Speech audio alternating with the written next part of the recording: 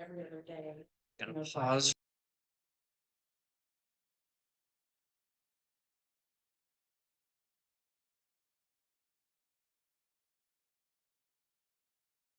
Happy Monster Tuesday. Thanks for coming here in person. It almost feels quasi sales meeting-ish, but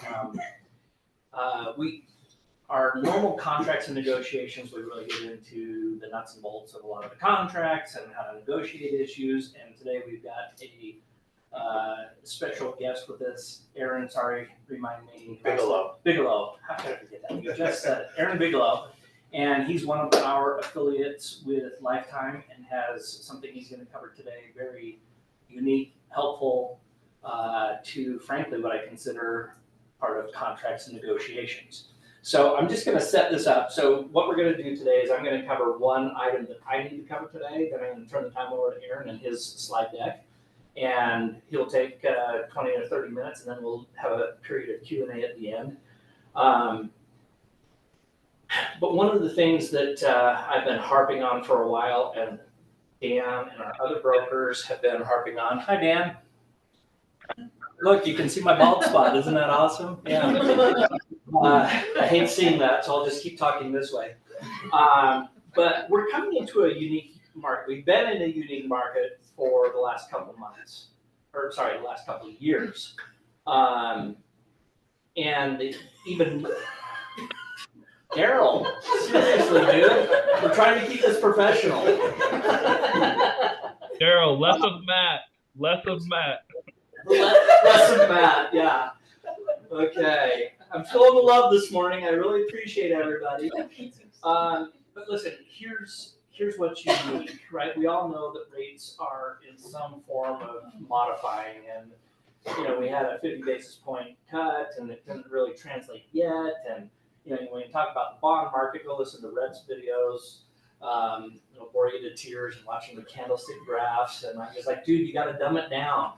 When your graph is going up, that's a good thing. It means rates are coming down. I explained there's an inverse relationship. But all joking aside, rates will continue to improve over the next several months. That's a good thing, right? Should be. After the last 2 weeks. Until you start looking at, and I've shared some graphs in the sales meeting, pull out utahrealestate.com, that shows what inventory is at currently and what it is compared to what it should be historically. So if you go back to the 5 years prior to COVID, right, leading up to 2020, we should have about 17 or 18,000 properties listed, right? We're at 14,000. So some people say, what's the big deal? Well, the big deal is our population has grown a little for the past 5 to 7 years. And there's a lot of net in-migration. We have a lot of population growth just because we're Utah. That's what we do here. And the challenge is when these two things converge. Money gets cheap. Pricing has stayed static, by the way, just for the record, for the past 2 years. 1.4% growth over 2 years when you take it in its aggregate. So we've been at a plateau for 2 years. When the herd figures out that money's cheap and there's low inventory, there's going to be a rush. And there's not going to be a lot of inventory. And so this is a setup for Aaron's situation where, listen, all of us that have worked with clients, buyers especially, for a long time, know that they're kind of spoiled. Right? It's your generation, Savannah. They're spoiled. They want to walk in and have the fantastic property, 100% new, and get it for dirt cheap. And there we go. 2 new cars, no problem. The reality is that's not the reality. But if you drive around neighborhoods, my wife and I, almost every Sunday, we go and pick a neighborhood to just drive around and see what's going on. So she's licensed. And so it just kind of keeps us abreast of what's going on in Utah County.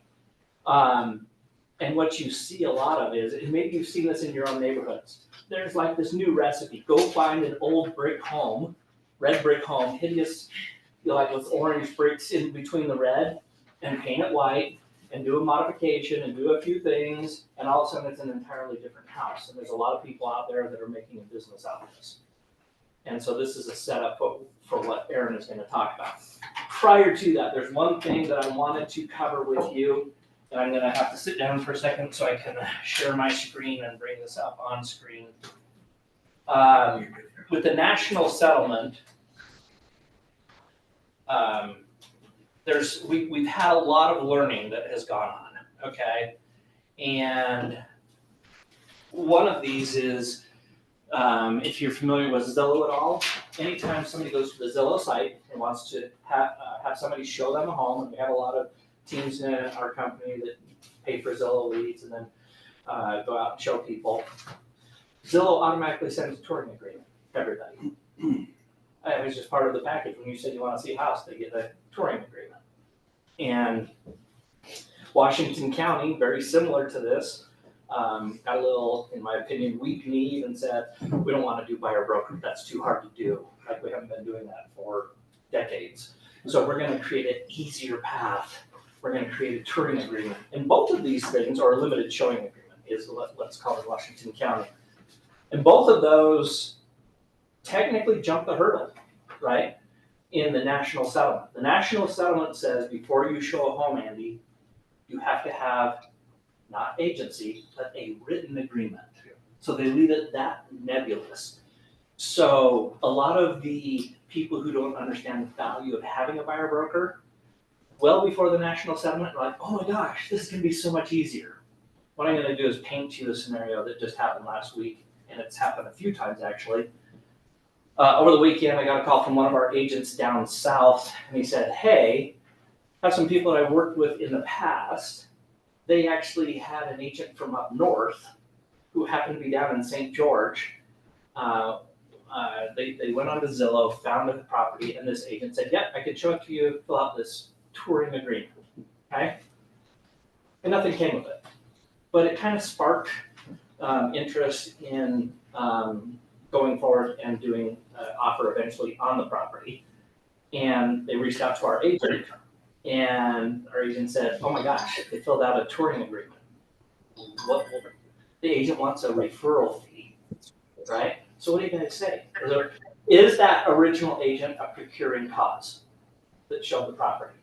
Right, because there's this phrase that's stuck around in the industry, to and through. If I took you to and through the property, I have procuring cause. I'm setting you up. Buyer broker, maybe. I'm letting you know, I'm setting you up. Oh, okay. The answer is no. All right, so let's digress for 2 seconds. I'm gonna try and shorten this up, but what is procuring cause? And Daryl, if you'll keep an eye on if anybody has questions on that. What is procuring cause? I love asking these questions, and then I go, oh shit, he's asking me. Nobody knows.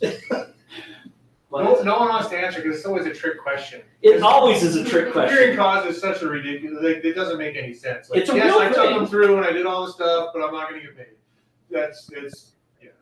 Yeah, historically it's been problematic.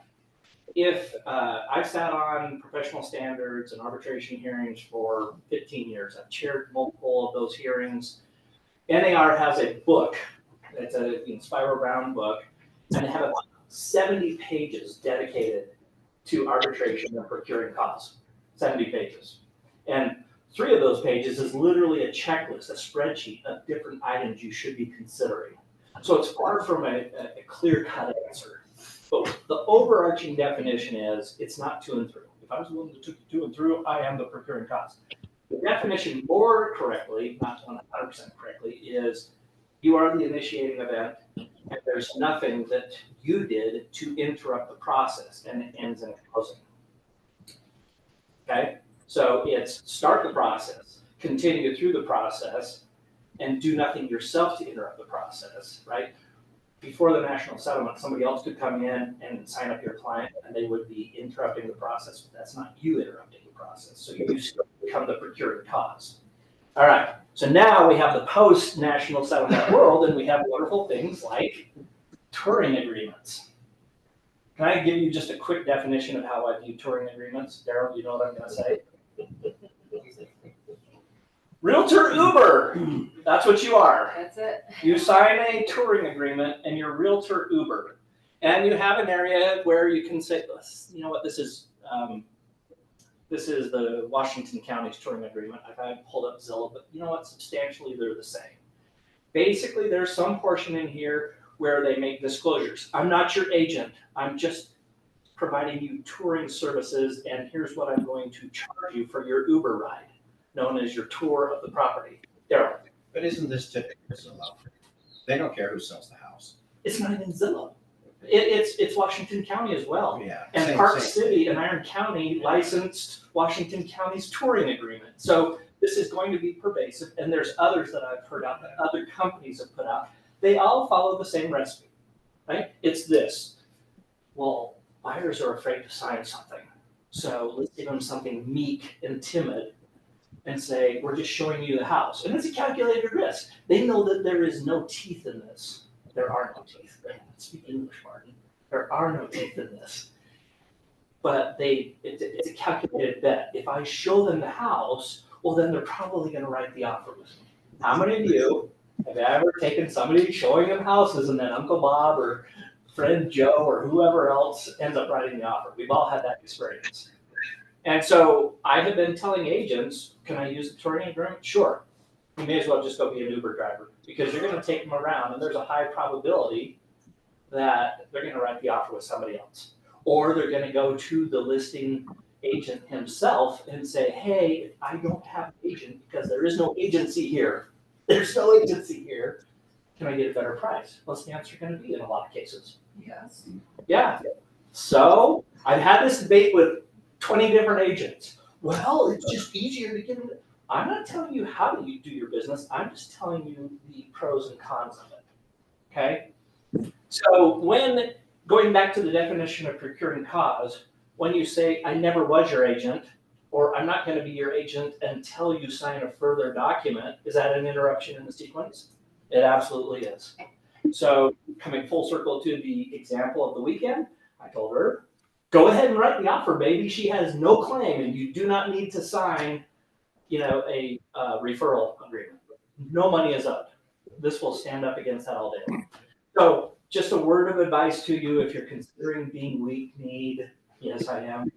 I am belittling people who use the touring agreement. In case you're not picking up on that. Such a bully. I'm berating and belittling you. No, listen, I'm not saying there's never a I would just say, if I was still practicing business today, I don't know that there's any situation where I'd be doing this. Just because we have the flexibility to say, sign my buyer broker agreement for this house only. Sign my buyer broker for this day only. These 5 houses for a week. We have the flexibility, so there should never really be a reason to do this. And that way you're at least protected as a procured cause on that house that you show or that day for the houses you show. So that's my little blurb before I sit down and let. Aaron. I was gonna say, Aaron. I have a friend who we call Double Aaron, and let him do a brief bio, and while he's doing that, I'll be pulling up his slide deck. Perfect. Thank you. Yeah. Okay, so for the record, my name is Aaron Bigelow. I've been in the business, I think, close to 24 years, almost the entire time on the wholesale lending side. So I work with a lot of mortgage brokers and stuff. And in full disclosure, what we're going to talk about today, renovation loans. Up until 16 months ago, I knew nothing about them. I didn't want to know anything about them. And, but I'll tell you, I think that this is one of the products that everyone is going to be using over the next few years in our industry. And so I'm excited to share with you some of the things that I've learned about it, some things that'll probably help you with your course, right? So let's go ahead and go to the next slide if we can. Okay, so what I'm going to cover today, what is a renovation loan? It's a lot more than just a 203K, I can tell you that. What type of renovation loans are available? Probably something that you've heard from tons of your clients. We love this house, but now I'm going to give you guys a way to overcome that, especially with what we're going to be seeing with inventory shortages in this country. This is going to be incredibly relevant, I feel. I'm going to give you an example of a renovation loan purchase and the benefit it is to your clients. We're going to talk about accessory dwelling units and using projected rents from an ADU that doesn't even exist yet. I am going to touch on renovation refis because I think we're going to see a lot of borrowers, and I get the questions anyway when I talk to realtors, but, we're gonna see a lot of people that are gonna wanna rent their house out, but they're gonna wanna make renovations and stuff to it. So I'm gonna tell you about that a little bit. And then I'll go touch base on some FAQs. If you guys have questions, it's super informal. You guys can blurt them out, put them in the chat, whatever you want. I'm monitoring the chat. So All right, perfect. All right, Next let's go to the next one.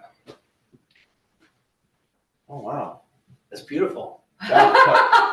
There is some information missing from this. Basically, okay, so Let me see if I can do it. So on that previous slide, all I was gonna say is, what is a renovation loan? It's basically, what would this house be worth is if all of these renovations have been completed, right? But it is a standard FHA, Fannie, Freddie, USDA, or VA loan. I mean, when I say it's a standard loan, can I do 1-0 and 2-1 buy downs? Yes, I can. Can you do home ready, home possible? Yes, you can.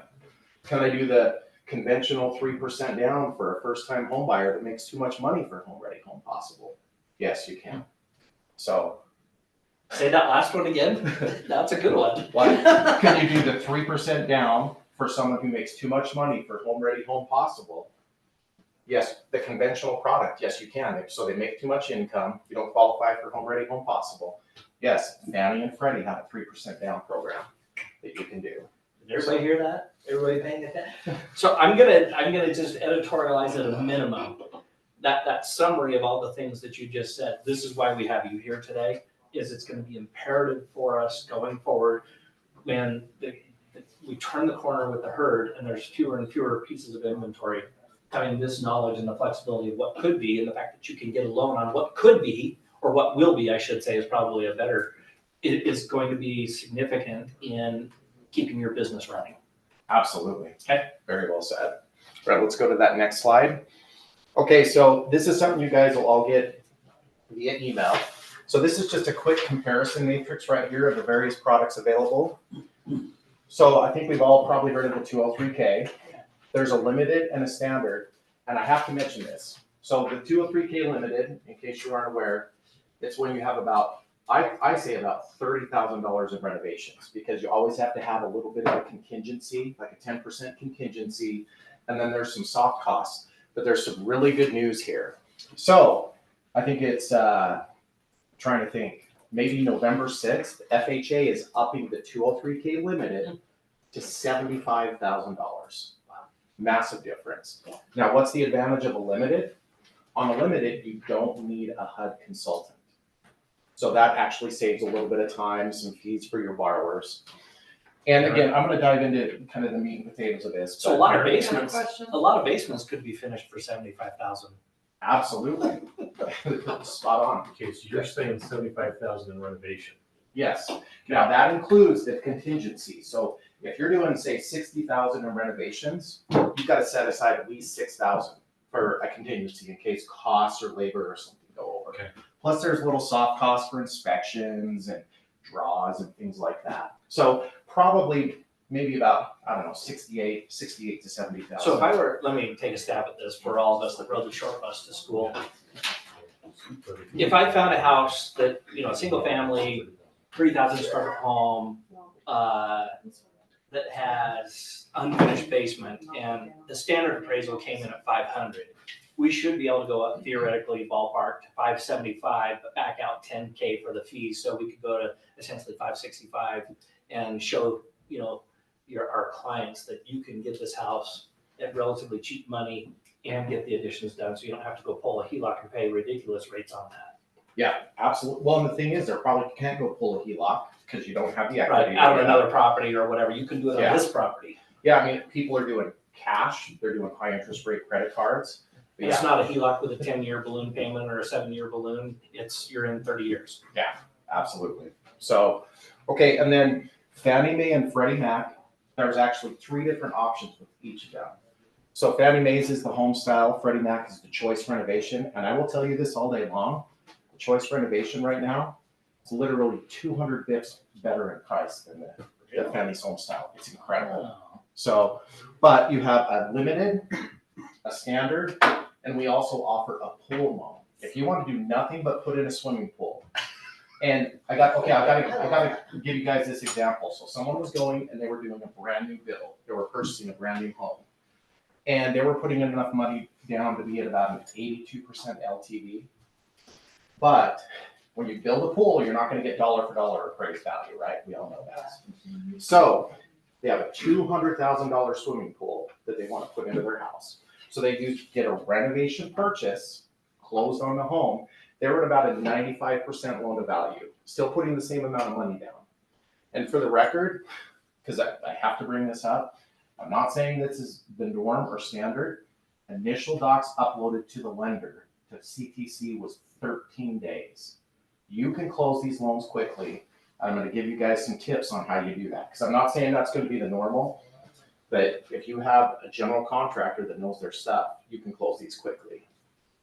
USDA has a standard and a limited, and yes, there's a VA renovation.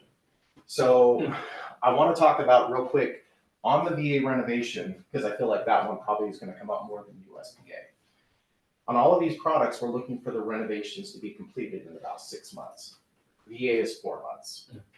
Reason being is you have to have that loan insured after 6 months. So I would say on a VA renovation loan, you're probably going to have, does this home not meet minimum property standards? You don't have to meet minimum property standards to close on a renovation loan. Something else that's come up in a lot of classes and stuff that I've done, how many times are you showing a house and you know this doesn't meet FHA minimum property standards, so I can't say it's eligible for FHA financing. Now you can, because you know that you can do this 203K. I don't know. What do you think about that? No, I think that's great because well, listen, it's casting a broader net, right? I mean, if you have a listing, I mean, there's so many angles to this, and you're gonna hate the fact that you asked me to chime in because I can't find the off button. No, bring it on. But this isn't just for your buyers. This is for your sellers. If you can go into your seller and articulate, hey, listen, most agents don't spend time investing in understanding what can be done here, right? I'm casting a much broader net because I know these 7 programs that can do additional things to draw in more buyers. And if you can articulate these plans and how they work to your prospective listing, you have a much higher chance of getting the deal, because everybody who comes in behind you or came in before you, I pretty much guarantee they're not talking about this. Yep, and I'm gonna give you guys some examples and some ideas of how you can leverage this. Let's go to the next slide. Okay, so when are you gonna use a renovation loan? How about those times when someone's looking at a house, you know what, there's all kinds of repairs and stuff that need to be done. Let's go look at another house. It doesn't meet minimum property standards, sellers can't meet the requirements. Now you can close on that loan, so you can save the loan. So can I chime in? Yeah. So if you come into a house that, I mean, in the industry, we call it having good bones or a good floor plan, or it's in a good neighborhood, but it is in crappy condition, right? I mean, drywall repairs, carpet needs to be replaced. This fits that bill, right? We can get you up to snuff. We can have white cabinets now instead of the golden oak from the 1980s and 90s, right? I mean, this is kind of what we're talking about. Yeah, no, absolutely. I mean, for the record, you can literally use a renovation loan. You can gut the entire interior of the home and remodel the entire interior. So how many listings are there out there? The house is in horrible shape and no one wants to touch it. Now you have an option. Well, it's a double whammy, right? Because you can negotiate very low on the initial price and then come back later. I mean, this is a strategy. So you know what? You get it under contract, say it, have it listed at 550, you get it under contract at 500 because it's a stinker, right? And then you come back later with an addendum pretty rapidly and like, you know what, we're gonna do some modifications, right? This is going to be the purchase price, but you as the seller are still netting the same. We're just rolling in renovation costs. I don't know too many sellers that have a crappy property that be like, yeah, no, I'm not okay with that. Yeah, 100%, and yeah. So I have a buyer and I have very restrictive in areas that he wants to live in. And I actually saw a couple of homes that are square footage and everything is correct, but the house, I look at it and I go, no. So with this rental loan though, you would have to have somebody, general contractor that gives you a bid. So how do you do that? You get part of your due diligence period. And I'll actually go into the specifics of that here in just a minute. Yeah, because we love this house, but, I mean, how many times, hey, this is the neighborhood we want, right? We need to be here, this is the school we want. Yeah. We love this house, but I hate the yard. I Yeah. hate the I kitchen. hate the stone on the exterior. The basement's not finished. We need another bathroom. I need We a need- third car garage. We need an ADU. I want an accessory dwelling Attached unit. with a man cave above it. So then do you close in the same like amount of time, whether it's 15 days, 30 days, and then have the rental with the 10% contingency? Yeah, so- If you structure it right, yeah. And I'll really touch base on that. on how So that works. I don't know on the other loans, the 203K loan is not closed in 30 days. That's why all these other products have come out. 203K is a much longer. Well, and I will tell you this, we closed one in 14 days. There's ways to do it, and this is how, and I cover this a little bit later. The general contractor is everything. Yes. Now, we do, I mean, we've got several hundred renovation loans going in process right now. You know, we've got them all over the country. We've been doing this 15 years. We really do You specialize got in it this. dialed in. Yeah, we've got a renovation team. We service 100% of these. So it's not like this closes and it goes to some third-party company who's servicing it. So your clients are very well taken care of. But yeah, I'm gonna touch base on how you can make this happen much quicker. So you do this all 50 states? Oh, yeah, Oh, absolutely. perfect. Yeah. Well, the But lifetime, Lifetime, we're in We have to be 5 where we're states right now, licensed. yeah. yeah. So they're an investor, we're the lender, so we're gonna help your borrower do the I application. have a and client qualify. moving to Ozark, Missouri. And Well, we're but not I'm in sure that Missouri, Lifetime can help you probably can find a find loan someone officer for to you. help you. Absolutely. Absolutely. So let's go ahead and let's go to the Okay. next I have one. one more quick question. Yeah. So on the ADU, will you, because I have some clients that the mother's now gonna move in with them, she doesn't wanna be really attached to the house with the grandkids coming over every day. I'm gonna touch base on that. I have a Oh, whole you will? section on ADU. Okay. Yeah, because Yeah, I understand that's what I'm accessory talking dwelling Are units, you that's gonna what have a handout that you give us? Yes. Because you're covering He's- so much. He's gonna send me everything, so I'll have it. You'll So, have it and I'll have then, it, and then you'll disperse just. it. And then I'll just sit on it, we'll share it. Yeah, great. And for the record, Lifetime, they're gonna be able to answer all of your questions. Okay. Yeah, they're your lender. So, okay, so just to touch base on some of the type of Oh. renovations and stuff that are allowed. Yes, you can do luxury upgrades. People can do things like, hey, I wanna put in sub-zero appliances. I wanna do landscaping. One of the most popular renovations we see is backyard entertainment. Yes. Barbecue pits. Gazebos, Yep, gazebos. I mean, jacuzzis. all of it. Hot tubs, yes, you can do that. Fannie and Freddie are gonna be the ones that you use for those luxury upgrades. When it comes to ADUs, to build an accessory dwelling unit, Fannie, Freddie, or FHA. Those are the three that you're gonna be able to actually That's a build. key distinction right there, right? I mean, for FHA 203K, you can only do it if it's attached. The Yeah. other two allow you to do detached. Yep, and I'm gonna get to Which that in gets a- rid of the annoying mother-in-law too close. Yeah, no, and I'm gonna specifically cover that. After it's built, you drop a fence in. With a locking gate. And then also, this is actually a pretty big deal, if you wanna add an addition to a home, Fannie, Freddie, USDA. So those are the ones that will allow it. Anyway, let's go to the next one. Okay. Ooh, this is exciting. So now this is what clicked in my head, okay? I understand this is a ton of information. This was my aha moment. I hope it's this way for you.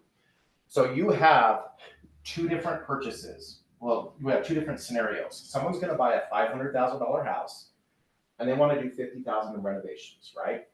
So let's walk through this. Let's say they're going conventional, putting 5% down. So they put their $25,000 down.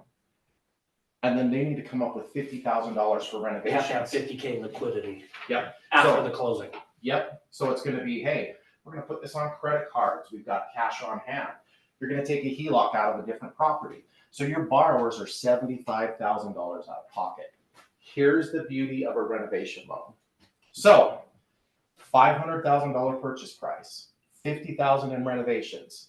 The 10% contingency, which is a contingency in case costs or labor goes over of the renovation amount. Now, this is a high estimate. I did it just for number purposes. You're probably more like $2,500 for soft costs. But all said and done, stuck in this, like, I don't want to get back on calls. I don't want to be talking to lots of people because I don't have the time. Okay, well, I don't know who those people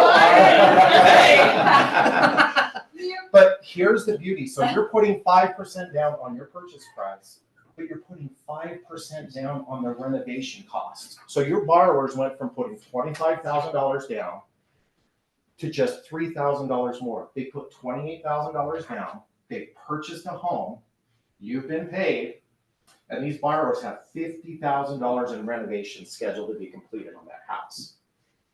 Well, and the kicker behind that is whatever the balance is. So on your left-hand scenario, the 75,000, let's assume on credit cards, you're 18%. Yep. Have fun paying that off. Your 28,000, nearly a third, is at 5, 6, whatever rates are at the time. Yep. Percent for 30 years. Absolutely. Yeah, Ridiculous. think about it. So if you're doing FHA, 3.5% down on the purchase price, 3.5% down on the renovations. Maybe you're doing home ready, home possible, 3% down on the purchase price, 3% down on the renovations. You're doing USDA, no money down. You're doing 100% financing. VA, same thing. Absolutely. I mean, think about that. Think about the money you save. And I will tell you this, I mean, all the loans that I see, it is very, very common. In fact, it's highly likely anyone that does a renovation purchase is walking into equity. Wow. Every single time. I'm going to tell you about a specific one that's we're actually doing right now. It's in Green River, Utah. So there was this. Thriving metropolis of Green River. Yes. What's that? The thriving metropolis of Green River. Yeah. For the record, that's where my dad's family's from. Well, just proof that everybody can improve. But no, but this is really cool. So this one took a little bit of an exception. So there was this house, it was in a neighborhood, and this guy had turned it into a church, right? So it looks like a house, but this guy had it as a church. So the interior is a church and everything. Beautiful. But City of Green River rezones it as residential. And these borrowers, they're first time home buyers. Hey, we want to buy this house. Purchase price is $150,000. So $150,000, they're doing $138,000 in renovations. They're gutting it and completely remodeling the inside, making it exactly what they want to. When they closed on this, because it's being built right now, over $90,000 in equity they were sitting on right out of the gate. And here's another kicker. Part of that $138,000 in renovation costs, can they live in that house while it's being gutted and remodeled? No. Every single month, the rent of where they're currently living is being paid by us because that's a renovation cost. If you have the equity and you're gutting a house, one of your renovation costs, hey, my housing payment of where I'm living while this renovation's being completed, yes. Now, on a renovation loan, it's not construction. You have a mortgage payment. So they have this new mortgage payment on the house. But can you imagine having a new mortgage payment plus I've got another housing payment, right? Because we can't occupy the property yet. But yes, you can include as a renovation cost my housing payment of where I'm living while that's being completed. So you're not being forced to double pay. Yes, Is the translation. absolutely. That's sweet. So, yeah. Well, and the other direction, your first scenario of, putting it on credit cards, home equity line, thinking that, okay, once it's worth what it is after all the renovations are done, I roll it back into a mortgage, you're looking at a cash out, which is gonna be a higher interest rate, and you're looking at caps of loan to value, where this is gonna go clear up to 95%. Yeah. Or even 97% or 100%. Right. You can't get that in a cash out refi, so you're not even able to roll those costs back into the home. That's a key point right there. And you think about it, yeah, we're using the subject to appraised value. What would this house be worth as if all these renovations were complete? You're tapping into that. But her point, if you're doing your own house and you were doing it through a secondary product, like a HELOC or something like that, you can only go up to a lot of times just 80%. This, way higher on this. And yeah, and are we talking refi? Well, if Or your refi, cash intent out is refi. to, roll it back into the property from wherever you borrowed it, your credit cards, your home equity, you're gonna pay a higher interest rate than what you're initially at, and you're capped at what you can roll back into it because of LTV. So this is 100%. way better way to go if there's any renovations. Yeah. No, And you know what else I like about this? So, on the Wasatch Front, it's been going on for well over a decade now. If you look as new entitlements to land, unless you're going to a higher end development, whether they're sticking with, their half acres or even quarter acres. Most of the production developments, you're now fifth of an acre, right? And most people are buying because they want to get a little away from the townhome experience, condo experience, and have a little space. This is great. You want to do that. There's a lot of communities that were built 20, 30 years ago that just need a refresh, and you're sitting on a quarter or a third or a half. 100%. There's so many ways to go with this. This is awesome. All right, let's go to the next one. Great questions, by That's the way. a beautiful picture, by the way. This has the wording of ADU. I don't know why it didn't come through. So let's go ahead and go to the next slide. So obviously accessory dwelling units are a huge, huge topic. So with Fannie and Freddie, you can build with a renovation loan an attached or detached ADU. Now I had to modify my slide because Freddie Mac just updated their guidelines last week. They were allowing projected rents. Freddie Mac was, but their credit committee put the kibosh on it. Dang, that So was the only one, but a 203K, so this is probably where it's gonna really, really benefit you. Someone comes in and they're buying a house. And they're like, in the house, I mean, everybody asks about an ADU. Everyone wants to rent out their house and use it to help make their payment. So with a 203K, you can build or convert an ADU that doesn't exist yet and use 50% of projected rents from a 1007 to qualify for your mortgage. Think about that. The ADU doesn't exist, but you're gonna use 50% of projected rents to qualify. And here's the thing, this loan closes and funds. You don't have to rent it out. There's no stipulation, hey, you have to rent this out when it's done. No, this is already a closed, funded, set in stone deal. You know how many people we see going and building an accessory dwelling unit? And then they're like, hey, you know what? We want to generate more rental income. They move into the ADU, rent out the bigger house. So now they've generated even more income for themselves. And it jumps the hurdle of most cities, which is you have to have it as a primary residence in order to have it as an ADU. So it doesn't say which one necessarily, it's just you have to be there. Absolutely. And when those borrowers are ready here, it's time for us to upgrade. We want to keep this house. Now they have 2 rental incomes coming in from that house that they're going to keep. I mean, everybody Come wants on, I'm an going ADU. back into production. So, now obviously, I think the big thing with FHA here in Utah, everyone has a basement. We can convert this basement into an ADU, right? Absolutely. I feel like that's probably one of the easiest ways. ones, yep. Yeah, for sure. Now, I do want to bring this up because we're seeing this a lot. People want an ADU. We see people taking tiny homes, shipping containers. There's an outfit up in Heber that's doing this all the time. Shipping container, putting it on the back of a lot with Fannie and Freddie, converting it to an accessory dwelling unit.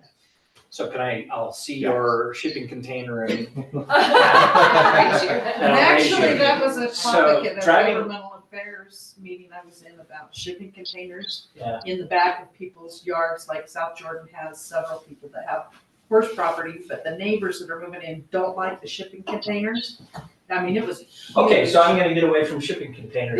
Next time you're driving down to St. George, when you get south of Cedar City, on the right-hand side of I-15, there's a modular, I'm not careful when I say this, not modular homes. They're modules of homes that you can piece together. They're already pre-built, and it's not like a double wide. It's kind of contemporary looking. I'm trying to remember the name of it, but this would be such an easy fit, and you can get into your money producing value very quickly. You don't have to wait for Can a those homes contractor. withstand the weather and stuff? You attach them to a foundation and everything. My cousin's Matt, if Oh, you I hold up a see. year, there's a company My in husband's built that. Europe now Your that actually cousin makes a built that? modular home on the side. that is mechanical, that comes in as a box, and it folds out to a full-blown Out of home. Vegas.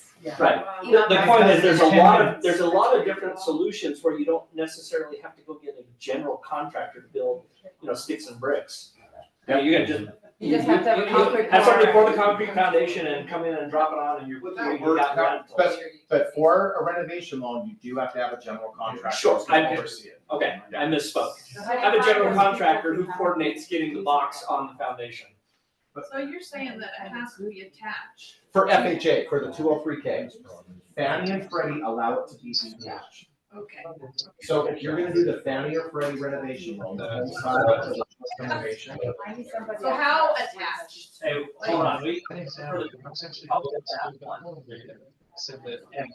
Colleen needs to talk to you. There we go. Can I ask you another question then? Yeah. Okay, so if I have a home and downstairs, I wanna make an ADU, mhm, but I don't wanna give up my interest rate on my primary, can I just get the loan for that no, portion? no, you That can't. will That be a hurts big topic. Yeah, well, but I'm gonna talk about The the rates are remodel. coming down, it gets more. I know, but feasible. I got like the lowest loans. And I'll touch base on refis real quick, but guys, real quick, on these ADUs, yes, tiny homes, there's companies popping up all over that are building tiny homes, right? Yes, yes. And you talked about modular, yes, you know what a modular is? It comes in on a flatbed truck and it's craned off and put onto a permanent foundation. That's not a mobile home, that's a modular. These prefab homes, they're popping up everywhere. Yes, it's 100%. Does everybody know how your regular house is attached to a foundation? Struts. No, there's a mud sill and there's bolts that are in the foundation. You drill through the mud plate, you put that up through, and you put bolts and washers on top of it. It's now attached to the foundation. How easy is that to do with a tiny home? And Oh my Super God. easy. straps And- required. Okay, shh. You're ruining my story. This is exciting. Yeah, it really is, right? I mean, how many people ask, how many people want accessory dwelling units? Now we can give them those, right? Absolutely. So you can do these zones though, as somebody Can you- already living there. What's that? So you were talking about maybe a refi, can you do any of these zones if they're already living there? Oh, yeah, And and now I'm they gonna, want to do. I will touch base on that in a minute. I gotta drop one more thing. Okay. Sorry, I know you wanna get through No, this. no, you're good. Can you imagine if you went out and established a relationship with a contractor? A Right? good general A contractor? good general contractor, and Yeah. you now go into your Fine. listings and say, or with a buyer, I should say, and you go and say, listen, here's a possibility. I've already got people lined up. We can do this. We can have it done in X months and we're good to go. You know, you're just taking more of the variables out, right? Because they could say, people sometimes don't catch the vision, like, I don't know a contractor, I don't know. Like, I've already dialed in the recipe. Now, you can use whoever you want, but if you want to at least talk to my guy, because the odds are they're gonna use the guy they talk to, right? And you now have a relationship with that. I just need to That pick my contractor. good general contractors. Yeah. General So many contractors, opportunities. companies that build ADUs, Yep. people that finish basements, I mean, landscapers, you can have people at your disposal, hey, I've got my guy, here we go. Oh, you want you want to remodel the kitchen? I've got someone who does it. Why don't you go ahead and meet with my guy, right? So, all right, let's go ahead and go to the next one. It's a nice ladder. Of course, this one, so this is where I was gonna touch base real quick on renovation refinances, guys. And here's the deal. This is the beauty of a renovation refi, because it's a very valid point. Someone owns a house, right? Maybe they bought it in the last couple of years. They don't have the equity to do a HELOC, most likely. They don't even have the equity to do a cash out. A renovation refi, what would this house be worth is if all the renovations were complete, and it's a rate and term refi. You can go to 95% of the projected value with Fannie and Freddie, 97.75% with FHA. So do you guys get that? So speak in English when you say rate and term versus a cash out. So, in other words, they bought their house for $500,000, we put 5% down, they paid down just obviously a very little bit. But they wanna do $200,000 in renovations, they wanna build an ADU, remodel the kitchen, and the house is probably gonna be worth more, closer to like $800,000. So, if someone's doing a cash out, what do? They go get the appraisal, what's this house worth right now, and I can go to 80% of the value, right? Which means it's not an option. Exactly. Or they want to get a HELOC, it's the same thing, the HELOC lender, hey, what's this house worth right now? We'll go to this loan to value. A renovation refinance, what would this house be worth is if we had already completed all these renovations and a rate and term refi, let's say it's gonna be worth 800, and go up to 95%. 95% of that. So now you're tapping into the future equity. It's a way to finance all of those renovations. And it was a very valid question. Some of these people, they might have a 3% interest rate and they don't want to walk away from that, right? And so they probably have some equity. Maybe they don't want to do this, or maybe they do. Maybe they're like, we can't afford all of these renovations, but we want to do a mass renovation on this property. Yes, Cheaper to bump up a little on rate. yeah, yes, we're gonna increase our rate, but I get to tap into the future equity to do this. We can have it today. So I don't like this scenario, frankly, AA. I'm kind of pissed off you brought up this option. Just so you know. Because it means less home sales. I'm joking. Actually, it doesn't. If you can do something like this, people can then have more liquidity to then leverage their future equity, get income off of that. They can use that to then potentially qualify for an investment property down the road, a kitty condo.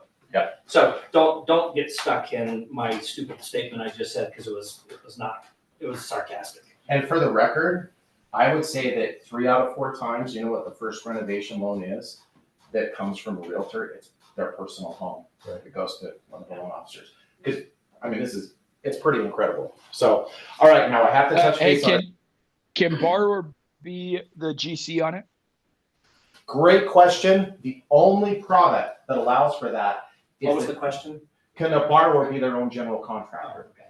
Only the 203K limited allows for that, but here's what's gonna happen. You have to be licensed, bonded, and insured, have experience doing those type of renovations. Us as a lender, we're still gonna collect materials and labor as if someone else is doing it, right? So yes, your borrowers can save some money. I will tell you, in my opinion, if someone's a GC, they probably have a good friend. For the record, it needs to be arm's length. The general contractor can't be dad, brother. But they probably have a really good friend who's also a general contractor. Make them the GC on the project, and they're gonna let you come in and do a lot of the work and save some money. You're a subcontractor to the GC. Exactly. So, but that's a great question. How do draws work on something like that then? Okay, so after this closes, and I was gonna touch base on this too. So there's actually a HUD consultant, even on these like conventional loans. So at closing, the contractor gets $20,000 or 50% of materials, whichever's less. You get about 20%, 30% of the way done with this. The HUD consultant actually comes out to the property, inspects it. Okay, we're on track, and authorizes the next draw. It's not the GC that requests the draw, it's this HUD consultant. So we call that the Ponzi scheme anecdote. So you're not taking funds from this. yeah, He doesn't have to exactly. wait for the borrower to agree to the draw. I'm sorry, what? He doesn't have to have the borrower agree to the draw. Like, Well, the yes, I'm borrower, happy the borrower's gonna know. Actually, I believe it's the borrower that requests it, but they have to have the request from the HUD consultant. saying it's okay. Yes, absolutely. I think that the HUD consultant protects the borrower to not necessarily maybe get taken advantage of by the general contractor. Right. It's a great value. Parker, did you have another question? Yeah, just anticipating, because HUD means government in my mind, just anticipating what's the red tape like through a process so that we have an expectation to tell our clients, this is kind of the expectation of time, time frame schedule. What are you talking about? About closing the loan, about draws? What are you? Can I translate? Parker's Yeah. paranoid as a general, one of his general characteristics. And so he projects that to other people. I tried to coach him for 20 years away from that, but it's still persistent. Hello, Parker. Touche, Matt. Now, I will tell you this. So before your renovation loan closes, okay, so you've got the general contractor who's put all the information out. The HUD consultant actually either virtually or in person comes to the project, inspects it. They go over it with the general contractor and the borrower. The HUD consultant writes up. They do a write-up on the project and submit it. That's required. Parker, I think in layman, it's going to depend on your client and how big of a remodel or job is gonna be done. Because if you have to take all 5 draws, there might be a lot that has to be done, and it's gonna take longer for that to happen than if you're just doing one of the quick rehabs where they're putting 10,000 or 30,000 into it. All joking aside, I don't really mean that about Parker mostly, but I think his point is valid. right? I don't want to, we have to protect our relationships. We don't want to put people into a product that's gonna have a bad experience. And what I'm hearing you say, AA, is it's minimal. There are logical checkpoints because we have to make sure that there is progress on the project before we release additional funds. Absolutely. That's it. And your borrowers will know what to expect. When this loan closes, they get a call from my company's renovation servicing team. Here's what to expect. Here's how you authorize draws. Here's your contact information. If you have any questions, they're not left out in the cold. I think what would be great for us, and maybe you already have this, is just kind of a template outline that you would send to somebody. So not with all the detail, but just this is what it normally looks like when you get contacted by our team. Here's the schedule you're gonna get, here's what it looks like. So we can kind of put it in front of the client, right? Just on a dummy transaction, right? On a typical transaction, 500,000, with 100,000 in renovation, here's what you're gonna get from AA's company, Okay. right? Yeah, I'll see what I can find as far as It that doesn't have to goes. be anything super detailed or exhaustive, just enough to put enough flesh on it for Parker's paranoia. Okay, got it. Okay, well, I'll see what I can put together as far as that goes. Parker, you know I love you. So. Yeah. Okay, guys, I want to cover a couple of things, and this is actually really cool, I think. Second homes and investment properties. Yes, they're only one unit. You cannot do multifamily, second homes and investment properties, but Fannie and Freddie, yes, you can use a renovation loan for second homes and investments. So you've got investors, right? Fannie and Freddie, you have to put 15% down, right? So they put 15% down on the purchase price, 15% down on the renovations that are gonna be done. And I almost guarantee, I can't guarantee, you're gonna have a significant equity position every single time that you do this. Second homes, Did I go too far? Yeah. I went too far. second homes, obviously, I mean, how many people wanna move to St. George? Hey, the house doesn't have a swimming pool. Well, here, let's see what we can do about that, you know? So I think there's some really cool stuff you can do with this. New builds. Oh, Yeah, we gotta wrap up. okay, new builds, it's 90% of the way done. Someone falls out of contract, you can use a renovation loan, come in. Maybe you wanna finish the basement, maybe you wanna pick out your finishes, you wanna do landscaping. We talked about gut and remodel. You cannot increase the number of units. You can't take a 1 unit and turn it into a duplex, or duplex and turn it into a fourplex. General contractor, guys, is everything. That will make or break your deal. Yes. You could turn into a nightmare of a situation, or you can rock and roll. Do you have a list of generals that we could get on our council? Nope, because That would be a it's, kind of conflict of interest. yeah, and it's this simple. Licensed, bonded, and insured, experience doing these renovations, and arm's length. That loan comes into us, we take a data underwrite the project. We got this stuff dialed in. So 2 to 4 unit, if it's If it's already a 2 to 4 unit. 2 to 4 unit, if it's already, yes, you can do that owner occupied. So someone wants to go buy a fourplex and live in it, yes, you can use a renovation loan. And then we already talked about using the housing payment as a renovation cost if you have the equity while it's being worked on. So, and this last slide was just talking about, hey, what's gonna happen when this loan closes? Yeah, your borrowers are gonna be taken care of. They're gonna understand exactly what to expect, they're gonna know who to contact, all of that kind of stuff.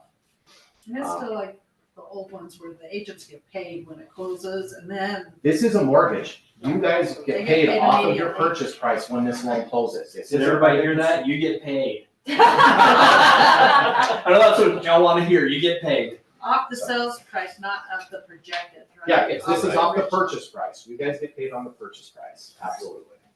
So- Okay, Aaron, seriously, thank you. That was really good information. I usually don't do the Pollyanna thing and get all geeked up. I was genuinely excited. My wife Hey, is. Hey, Sorry? Matt. Yeah. Hey, Matt, I tuned in late. Is this the Lifetime Mortgage person? Who was this doing the presentation?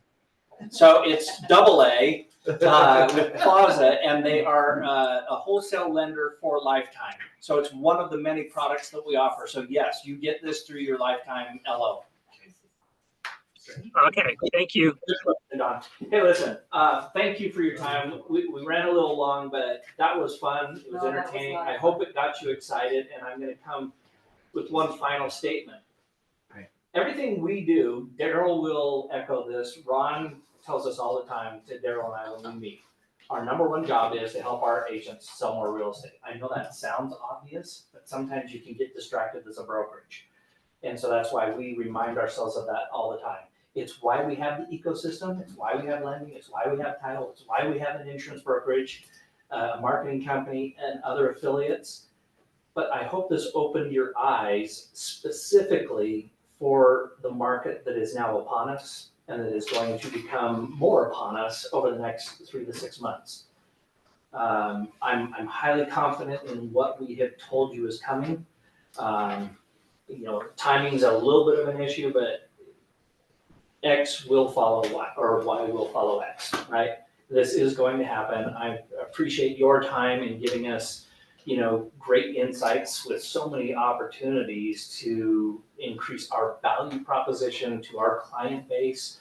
If you, my broker minute or two that goes out tomorrow, I just recorded this morning, is squarely focused on staying the forefront of mind with your SOIs, particularly in this market and for the next 6 months specifically. This is another thing that you should be sharing with them, right? You're bringing value.